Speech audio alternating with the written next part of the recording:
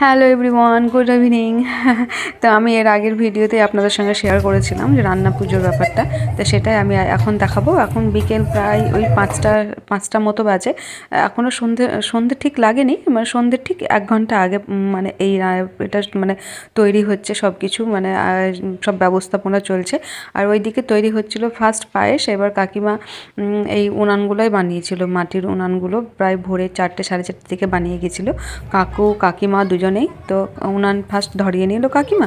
তারপর ওই দূরের মন্দিরটা, আপনাদেরকে ছাদ থেকে যে মন্দিরটা প্রায়ই আমরা দেখে থাকি না, ওই মন্দিরে, যেটা গত কিছুদিন আগেই মানে পুজো হলো, শীতলা মায়ের মন্দির আপনাদের নিয়ে গেছিলাম আমি। তো সেই মন্দিরটারই আজকে ওই মন্দিরটা উপলক্ষেই কিন্তু এই রান্না পুজোটা শুধু যে আমাদেরই হচ্ছে সেটা না, পুরো মানে পাড়া মিলে রান্না পুজোটা হচ্ছে। যে যার বাড়ির সামনে এই মাটির উনান তৈরি করেছে, আর নিরামিষ মানে রান্না হচ্ছে, যে যেমন পাচ্ছেন সে তার তেমন রান্না হচ্ছেন।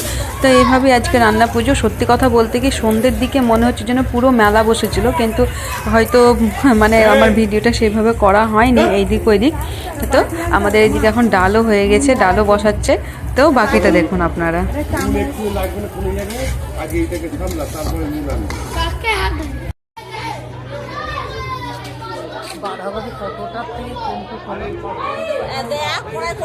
আমাদের তো রান্না প্রায় এদিকে হচ্ছেই।